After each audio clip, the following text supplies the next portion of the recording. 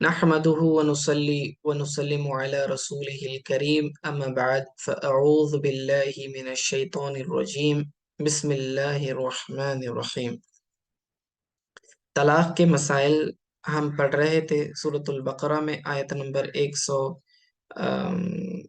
تقریباً 230 تک ہم نے پڑھ لیے تھے، لیکن میں پچھلی آیت سے اس کو شامل کروں گا کہ جس میں اللہ رب العزت فرماتا ہے فَإِن طَلَّقَهَا، پس اگر طلاق دے دو، جب اس کو طلاق دے دی جائے۔ اب یہاں پر یہ مسئلہ جو ہے نکاح ثانی کا ہے، یعنی حلالہ کا مسئلہ، کہ ایک آدمی نے 3 طلاقیں اپنی بیوی کو دے دی ہیں۔ اب وہ عورت اس پر حرام ہو جاتی ہے اور وہ دوبارہ نکاح جدید بھی نہیں کر سکتا ہے اس عورت سے، جب تک کہ وہ عورت کسی دوسرے آدمی سے نکاح نہ کر لے، اور پھر اس کے بعد اگر وہ ان انٹینشنلی پھر جو ہے اس کے بعد آپسی نا اتفاقی کی وجہ سے اگر وہ طلاق دے دے دوسرا شوہر بھی، تو پھر وہ عورت پہلے شوہر سے نکاح کر سکتی ہے۔ ٹھیک ہے، یہ ایک صورت ہے، لیکن اس میں شرط یہ ہے کہ یہ پلانڈ نہ ہو۔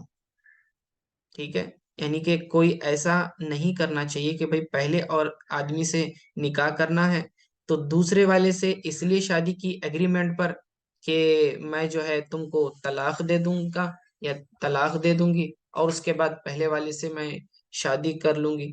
تو اس طرح سے پلانڈ نہیں ہو سکتا، یہ ناجائز اور حرام ہے۔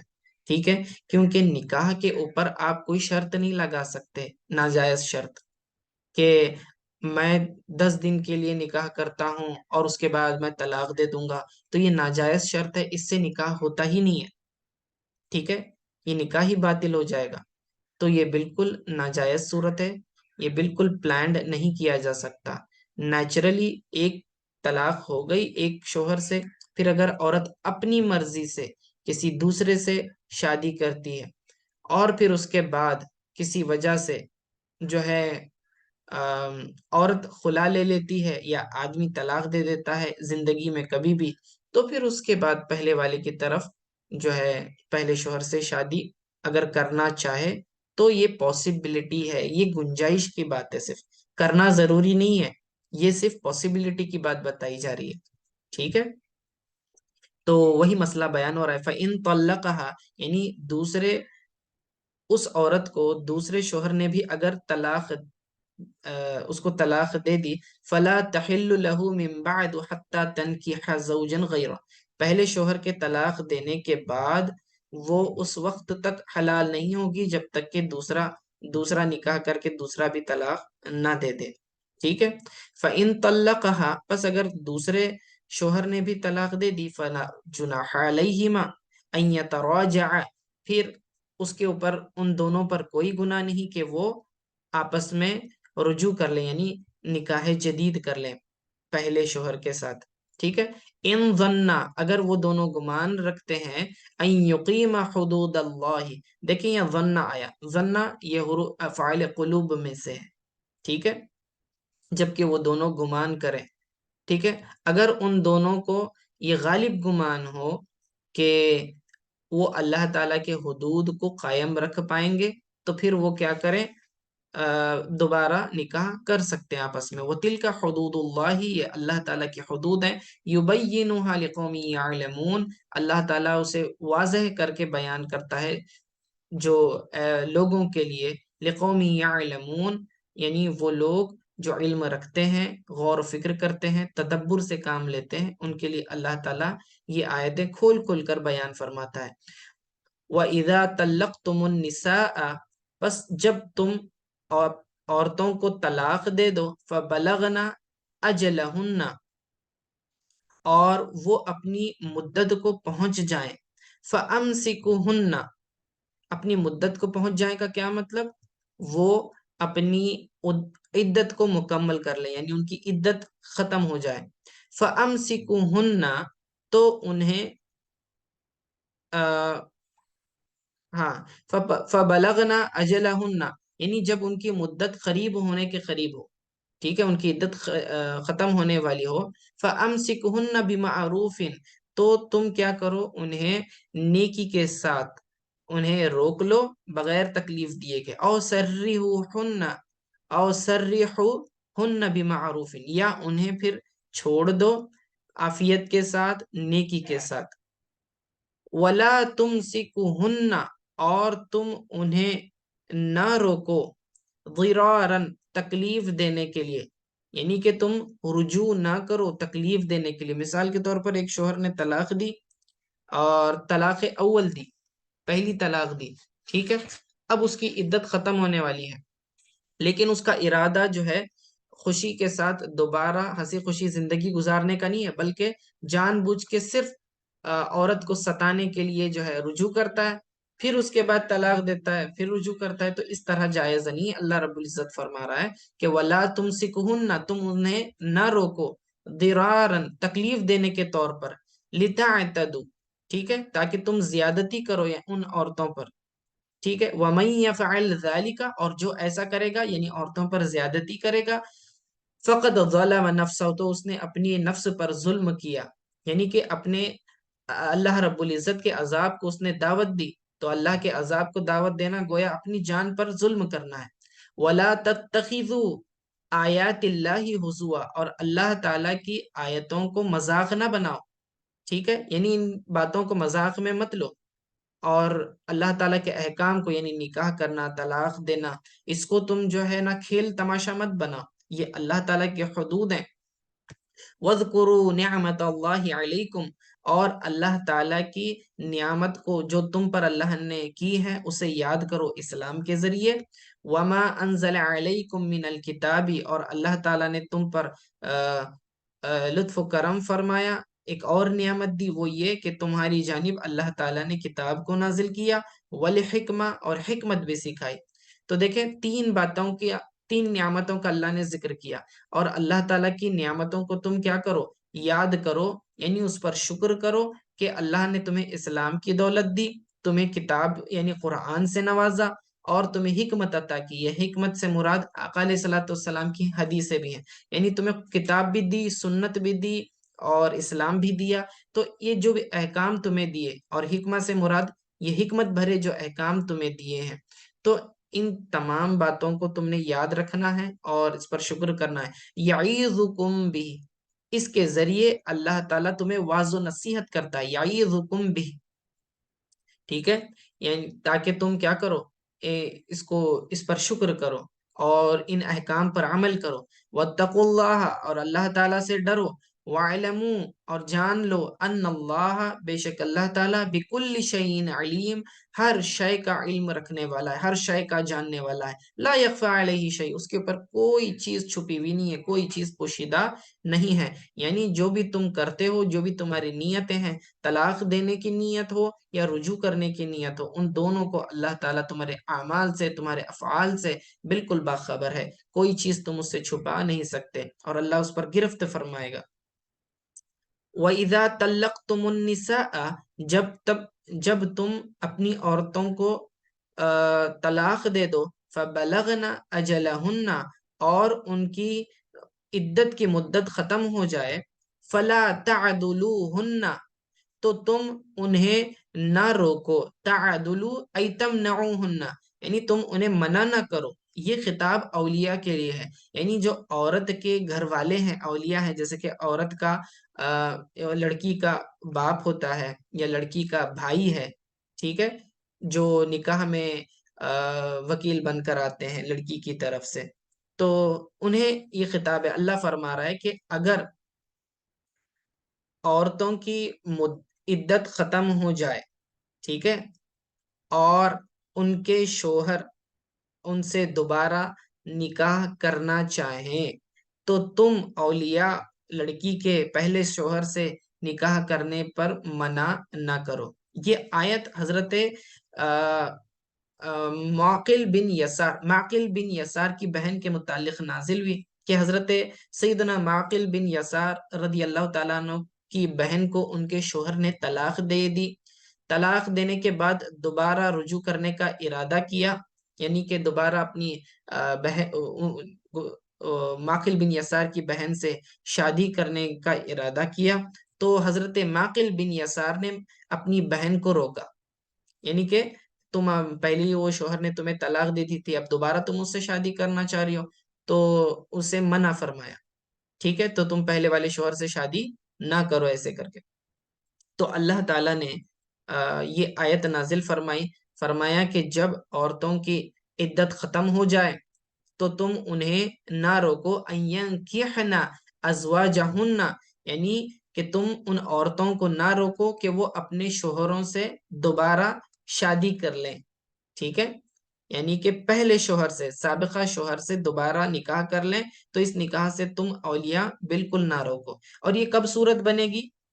یعنی طلاق بائن کے بعد یہ صورت بنے گی، طلاق ثلاثہ کے بعد یہ صورت نہیں بنتی، ٹھیک ہے نا، اچھی طرح سے یاد رکھ لیں۔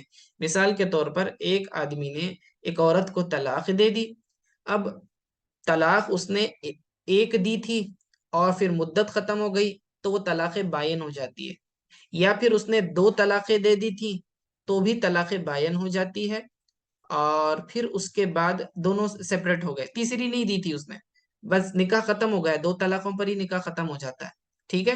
جب دونوں سیپریٹ ہو گئے تو کچھ عرصے کے بعد شوہر اور وہ جو عورت تھی، وہ عورت اور آدمی دوبارہ آپس میں نکاح کرنا چاہیں تو اب لڑکی کے گھر والوں نے لڑکی کو منع نہیں کرنا چاہیے، اگر لڑکی کی مرضی ہے کہ وہ دوبارہ نکاح کرنا چاہے اسی آدمی سے، تو لڑکی کے گھر والے، اس کے ماں باپ یا پھر اس کے بھائی وغیرہ اس کو منع نہیں کر سکتے، یہ عورت کی اپنی چوائس ہے، ٹھیک ہے، یہ عورتوں کو اللہ نے حق دیا ہوا ہے، گھر والوں کو منع کیا کہ اگر عورت اپنی مرضی سے شادی کر رہی ہے پہلے شوہر سے تو تم اسے منع نہ کرو، ٹھیک ہے۔ وَإِذَا تَرَاضَوْا بَيْنَهُمْ بِالْمَعْرُوفِ، جبکہ وہ آپس میں راضی ہوں، یعنی کہ وہ عورت اور آدمی دونوں آپس میں راضی ہوں، بینہم بالمعروف، نیکی کے ساتھ، یعنی کہ وہ دونوں عورت اور آدمی جو ہے اصلاح کرنے کے لیے، دوبارہ ہنسی خوشی زندگی گزارنے کے لیے آپس میں آپسی رضامندی سے نکاح کرنا چاہیں تو پھر تم بالکل انہیں منع نہ کرو، فورسفلی کی بات نہیں ہو رہی ہے، اذا ترادو فرمایا، جبکہ وہ دونوں آپس میں راضی ہوں شرعی طور پر، ذالک یعظ بہ، ٹھیک ہے، یعنی کہ یہ منع کرنا، عورتوں کو روکنا یہ درست نہیں ہے، فرمایا یعظ بہ، اللہ تعالیٰ تمہیں کیا کرتا ہے، واضح و نصیحت کرتا ہے کہ تم اس طرح نہ کرو، عورتوں کو منع نہ کرو، من کان منکم یؤمن باللہ والیوم الاخر، جو کوئی تم میں سے اللہ پر اور آخرت کے دن پر ایمان رکھتا ہو تو وہ انہیں منع نہ کرے، ذالکم ازکا لکم واطہر، یعنی کہ یہ تمہارے لیے زیادہ پاکیزگی کی بات ہے، ٹھیک ہے، یہ تمہارے لیے زیادہ ستھرا اور زیادہ پاکیزہ ہے، یعنی تمہارے لیے بھی اور ان کے لیے بھی، فرمایا ذالکم ازکا لکم واطہر، یہ تمہارے لیے بھی اور ان دونوں کے لیے بھی ستھرا اور پاکیزہ معاملہ ہے کہ وہ عورت پہلے شوہر سے نکاح کر رہی ہے تو یہ بھی ٹھیک اور یہ بھی پاکیزگی کی بات ہے، اور اگر تم انہیں منع نہیں کرتے ہو تو یہ بھی تمہارے لیے پاکیزگی کی بات ہے، کیونکہ اس سے کیا ہوتا ہے، آپس میں جو تعلقات، اس لیے کہ زوجین کے سابقہ تعلقات کی وجہ سے ان دونوں پر تہمت لگنے کا خوف ہے، ٹھیک ہے نا، تو یہ تہمت بھی لوگ ختم کر دیتے ہیں، اگر دونوں میں سیپریشن ہو گیا تھا، میاں بیوی سیپریٹ ہو گئے تھے، ڈیورس ہو گیا تھا، تو لوگ جو ہیں باتیں کرنا شروع کر دیتے ہیں کہ ہو سکتا عورت میں کوئی عیب ہے، کوئی کہتا ہے آدمی ہی خراب تھا،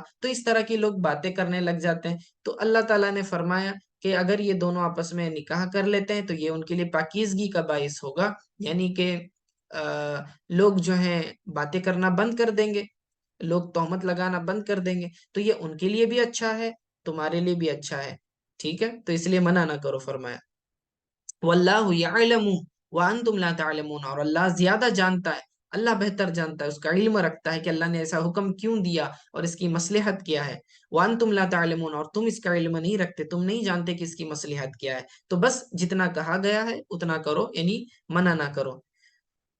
یہاں پر طلاق کے مسائل اکثر و بیشتر ختم ہوئے. اب یہاں سے جو ہے رضاعت کے مسئلے شروع ہو رہے ہیں. رضاعت کا مطلب ہوتا ہے دودھ پلانا. نکاح کے نتیجے میں جب اولاد ہوتی ہے تو ماں جو ہے اپنے بچے کو کب دودھ پلا سکتی ہے، کتنا عرصہ پلا سکتی ہے، دودھ پلانے کی ذمہ داری کس کی ہے، کون اس کی رسپانسبلٹی لے گا، اور پھر اس کے بعد دودھ پلانے والے کی کیا اجرت ہوگی، یہ ساری مسائل ان آیتوں میں شروع ہوں گے. تو یہ رضاعت کہا جاتا ہے. ٹھیک ہے.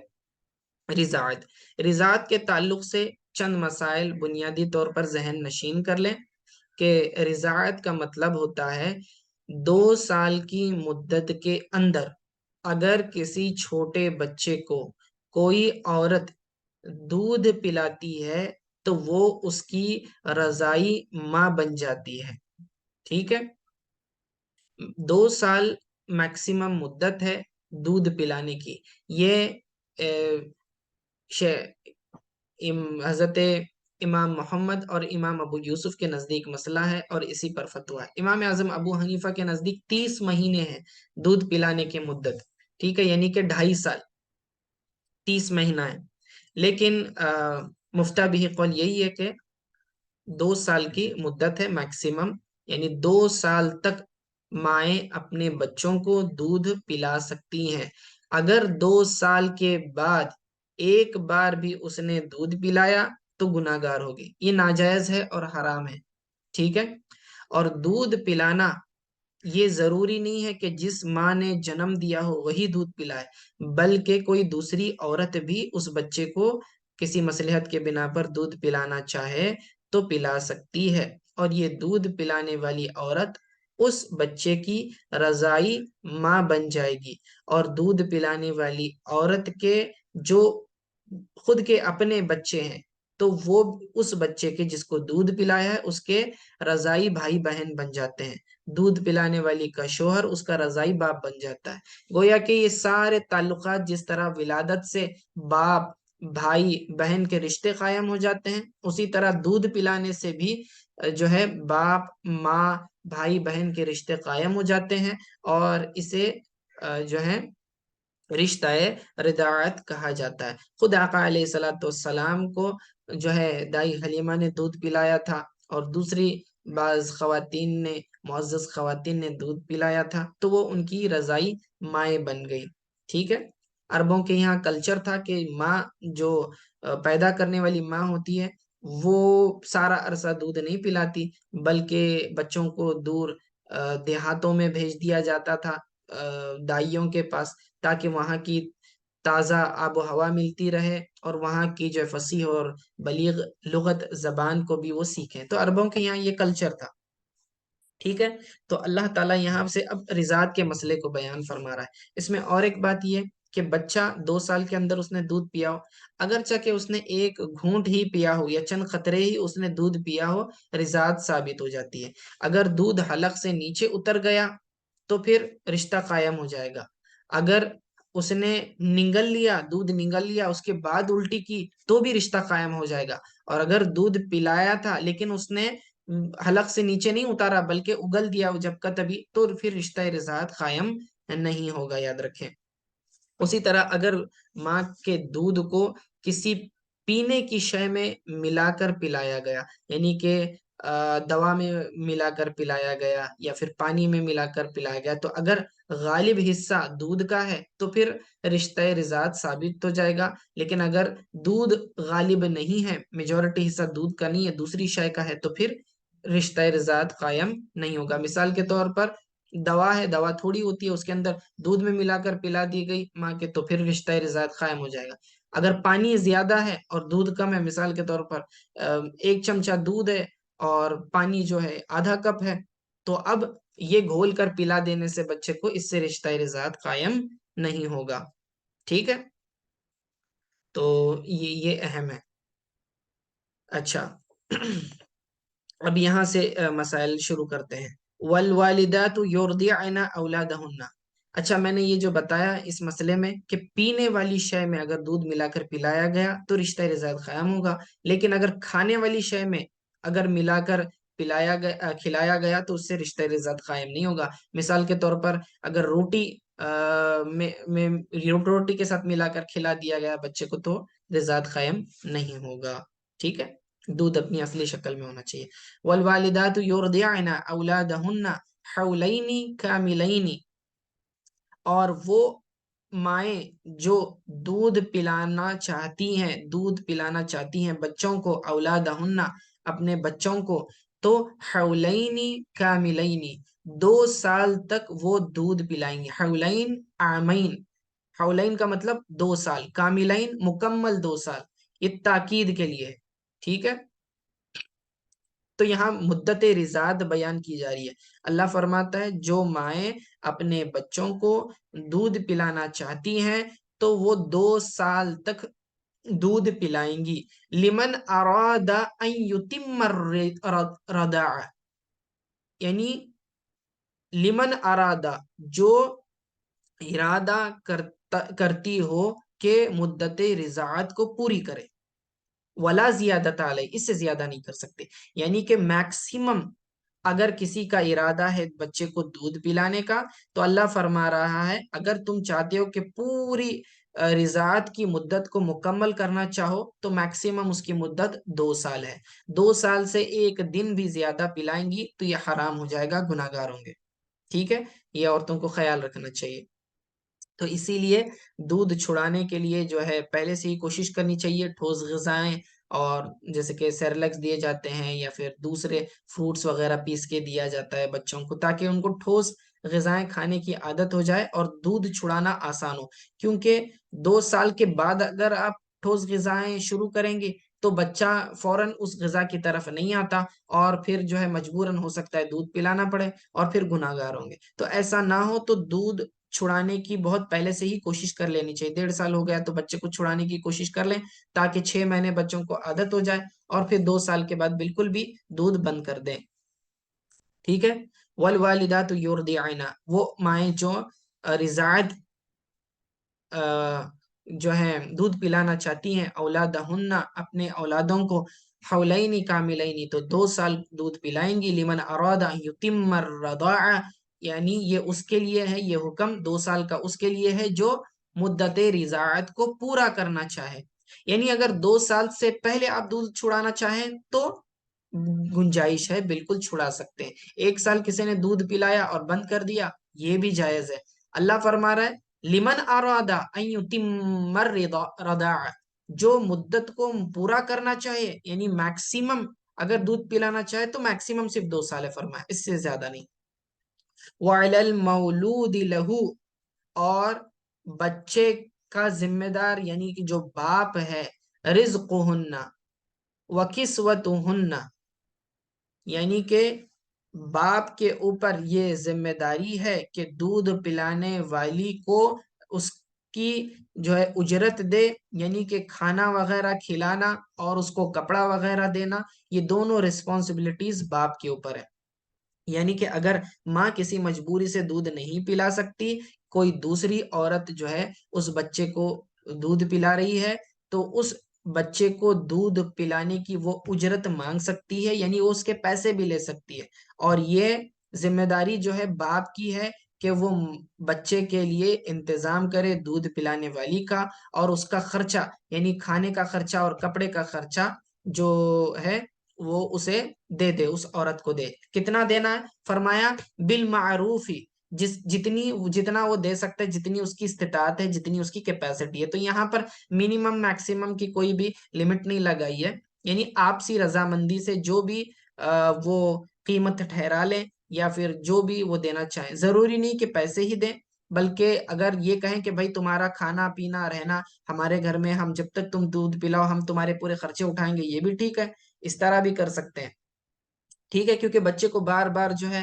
دودھ کی ضرورت پڑتی ہے ہر 2-3 گھنٹے میں، تو بار بار آنا جانا تو نہیں کر سکتے، تو اس کا رہنا کھانا پینے کا انتظام اگر وہ گھر میں کرنا چاہے تو بالکل کر سکتا ہے، ٹھیک ہے۔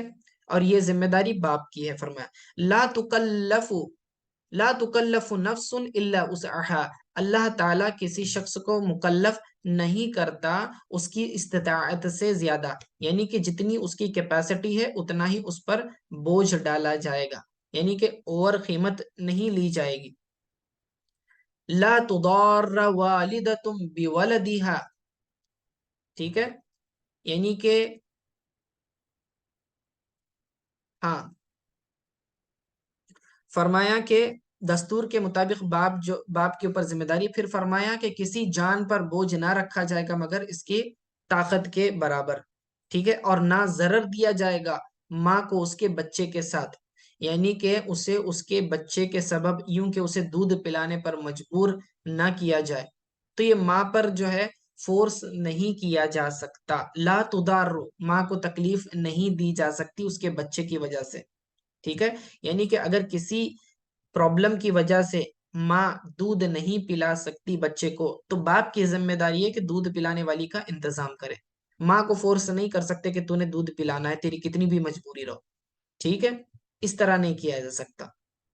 ولا ولا مولود لہ بولدہ، اور باپ کو بھی تکلیف نہیں دی جائے گی اس کے بچے کی وجہ سے. یعنی کہ جتنی اس کی استطاعت ہے اور طاقت ہے کہ وہ دودھ پلانے والی کو اجرت دے تو وہ اتنی ہی اجرت دے گا، اس سے زیادہ نہیں دے گا. اس کو فورس نہیں کیا جائے گا. باپ کو بھی فورس نہیں کیا جائے گا کہ وہ زیادہ قیمت دے، حد سے زیادہ دے. ٹھیک ہے، تو نہ ماں کو تکلیف دیں گے اس کو مجبور کریں گے دودھ پلانے پر، اور نہ باپ کو تکلیف دیں گے مجبور کریں گے اس کو زیادہ قیمت دینے پر. ٹھیک ہے، اس طرح سے دونوں کو بھی تکلیف نہیں دی جا سکتی بچے کی وجہ سے. وَعَلَى الْوَارِثِ مِثْلُ ذَلِكَ، اور یہ حکم جو ہے وارثین کے لیے بھی ویسا ہے. یعنی کہ اگر باپ نہیں ہے، ٹھیک ہے، اگر باپ نہیں ہے لیکن بچے کا ولی موجود ہے، یعنی دادا وغیرہ موجود ہے، تو جو باپ پر بچے کی ماں کو دینا لازم تھا، مثلا کھانا پہننا وغیرہ، ٹھیک ہے، تو وہی اس بچے کے ولی پر بھی اس کے مال میں سے دینا لازم ہے. یعنی مثال کے طور پر کوئی بچہ یتیم ہے، اڈاپٹ کر لیا ہے.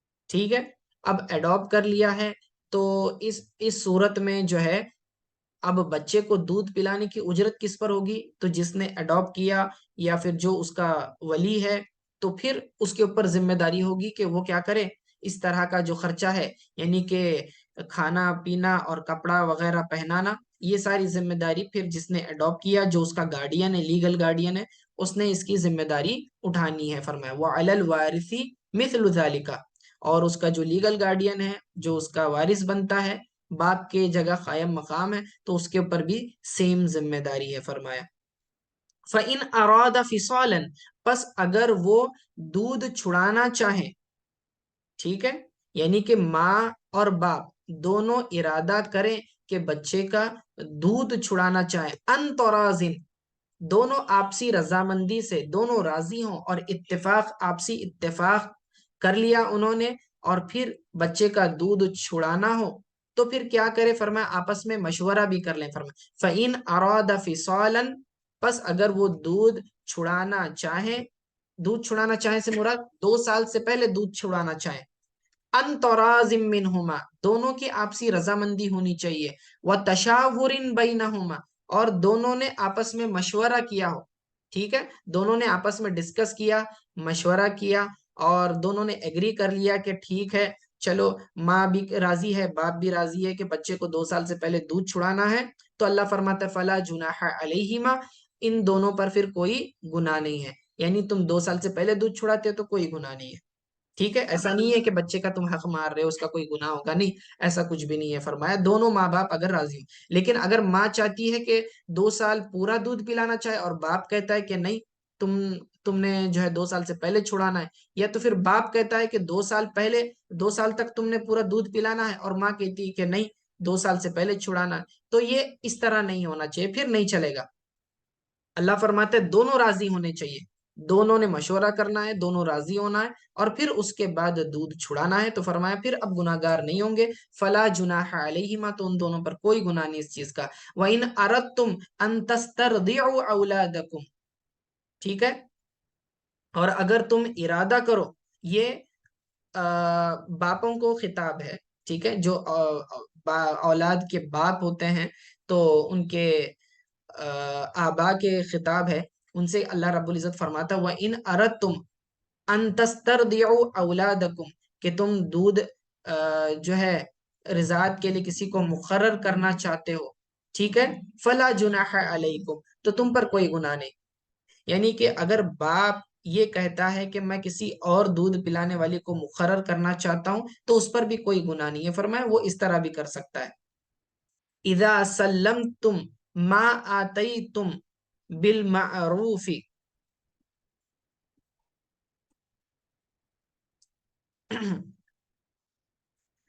ٹھیک ہے، اب یہ فرما رہا ہے کہ دائیوں کو یعنی ماں کے علاوہ دوسری دودھ پلانے والیوں سے اپنے بچوں کو دودھ پلاؤ تو یہ بھی تم پر کوئی گناہ نہیں ہے اس طرح. لیکن جب کہ ٹھہرا تھا دائیوں کو جو دینا، یعنی جو تم نے انہیں بطور اجرت دینے کا ارادہ کیا تھا بھلائی کے ساتھ تو انہیں ادا کرو. یعنی جو تم نے ایگریمنٹ کیا تھا دودھ پلانے کے معاملے میں، یعنی جو مرضیہ ہے، مرضیہ مطلب دودھ پلانے والی، تو اس مرضیہ کو جو رقم قیمت دینے والی تھی جو طے ہوئی تھی، اب اس میں سے تم کم نہیں کر سکتے. جب اس نے دودھ پلا دیا بچوں کو تو اب کیا کرنا ہے، تم نے جتنا ایگری کیا تھا وہ ایگریمنٹ کے مطابق تم نے پورا کا پورا اسے ادا کرنا ہے. ٹھیک ہے، تو تم انہیں تکلیف نہیں دے سکتے دستور کے مطابق جو بھی طے ہوا تھا.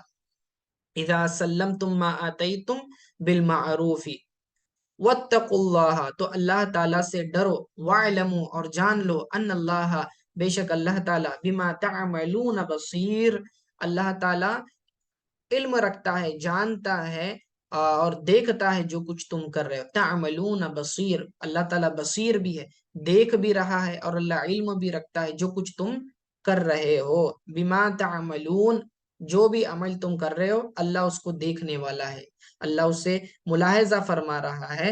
تو اللہ باخبر ہے، اس سے کوئی بھی چیز چھپی ہوئی نہیں ہے.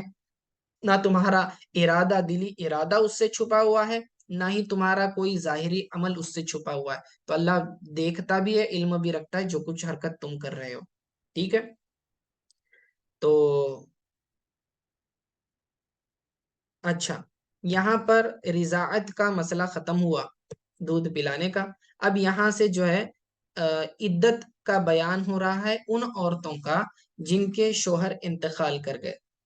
ٹھیک ہے، والذین یتوفون منکم، اور وہ لوگ جو وفات پا گئے تم میں سے، وَيَذَرُونَ أَزْوَاجًا، اور انہوں نے اپنے پیچھے عورتیں چھوڑی ہیں یعنی بیویاں چھوڑی ہوئی ہیں. يَتَرَبَّصْنَ بِأَنفُسِهِنَّ، تو وہ اپنے آپ کو روکے رکھیں، یعنی کہ دوسرا نکاح فوراً نہ کریں. أَرْبَعَةَ أَشْهُرٍ وَعَشْرًا، 4 مہینے 10 دن تک. یعنی اگر کسی عورت کا شوہر انتقال کر جائے تو اس نے 4 مہینے 10 دن تک عدت گزارنی ہے. فرمایا فَإِذَا بَلَغْنَ أَجَلَهُنَّ، پس جب وہ اپنی مدت مکمل کر لیں، فَلَا جُنَاحَ عَلَيْكُمْ، تو ان پر کوئی گناہ نہیں، فِيمَا فَعَلْنَ فِي أَنفُسِهِنَّ. ٹھیک ہے، یعنی کہ فِيمَا فَعَلْنَ فِي أَنفُسِهِنَّ، یعنی جو بھی وہ عمل اپنے ذات کے متعلق کریں، بالمعروف، شریعت کے مطابق، تو یہ ان کے لیے جائز ہے. واللہ بما تعملون خبیر، اور اللہ تمہارے عمل سے باخبر ہے. اب فیما فعلنا فی انفسہن کا کیا مطلب، کہ عدت میں مطلب یہ ہوتا ہے کہ عورتیں گھر سے باہر بلا ضرورت نہیں جا سکتی ہیں، نہ ہی وہ زینت اختیار کر سکتی ہیں، یعنی نئے کپڑے نہیں پہنیں گی، بالوں میں کنگھی کر کے تیل وغیرہ خوشبو وغیرہ نہیں لگائیں گی. ٹھیک ہے، یہ سارے کام وہ نہیں کریں گی جو زینت کے ہوتے ہیں، یعنی تیار ہونا، میک اپ کرنا، یہ ساری چیزیں جو ہے عورتوں کو جائز نہیں ہوتی عدت کے دنوں میں. اور جب فیضا بلغنا اجلہن، اللہ فرماتا ہے جب عدت کی مدت ختم ہو جاتی ہے تو اب ان کے اوپر کوئی گناہ نہیں ہے کہ وہ جو بھی کریں، یعنی کہ اب وہ زیب و زینت اختیار کریں، یعنی کہ بناؤ سنگار کریں، نئے کپڑے پہنے، تو اس پر ان پر کوئی بھی گناہ نہیں ہے. یہ اولیاء کو حکم دیا جا رہا ہے، ان کو سمجھایا جا رہا ہے کہ بعض لوگ یہ سمجھتے ہیں کہ جس کا شوہر انتقال کر جائے زندگی بھر وہ جو ہے سادے کپڑے پہنے گی، نئے کپڑے نہیں پہن سکتی، یا سفید ساڑی ہی میں ہمیشہ اس کو رہنا پڑے گا. ایسا کوئی اللہ تعالیٰ نے پابندی نہیں لگائی ہوئی ہے. صرف عدت کے درمیان کوئی بھی لباس وہ پہن سکتی ہے، نیا نہیں ہو لیکن دھلا ہوا پاکیزہ جو بھی لباس ہے وہ پہنے، زینت اختیار نہ کرے، یعنی کہ کاجل لگانا، تیل لگانا یا خوشبو لگانا وغیرہ، اس طرح سے وہ سب چیزیں نہیں کر سکتی ہے. اور بغیر ضرورت کے گھر سے باہر بھی نہیں جا سکتی ہے. جس گھر میں شوہر کا انتقال ہوا وہیں اگر وہ رہنا چاہے تو وہی عدت مکمل کر لے. اگر وہ رینٹڈ ہاؤس ہے تو رینٹ اگریمنٹ کو ایکسٹینڈ کر کے وہیں رک سکتی ہے. لیکن اگر مجبوری ہے، گھر والا کہتا ہے، شوہر کا انتقال ہو گیا، اب اس کے بعد ایگریمنٹ بھی ختم ہو گیا اور اس کی عدت چل رہی تھی، لیکن اگر وہاں کے لوگ فورس کرتے ہیں، اس کو بولتے ہیں کہ نہیں تم کو گھر خالی کرنا پڑے گا، تو اب وہ دوسرے گھر میں منتقل ہو کے اپنی عدت مکمل کر سکتی ہے، اس کی مجبوری ہے. لیکن اگر مجبوری نہیں ہے تو وہیں پر عدت مکمل کرنا اس کے لیے افضل ہے. یہاں پر عدت کے مسائل ختم ہو جاتے ہیں. آگے پھر تھوڑا سا نکاح کا پیغام دینا وغیرہ اس کے تعلق سے بھی مسائل آئیں گے. آج کے لیے اتنا کافی ہے. صلی اللہ تعالی علی خیر خلق محمد وعلی اصحابہ اجمعین برحمتک یا ارحم الراحمین.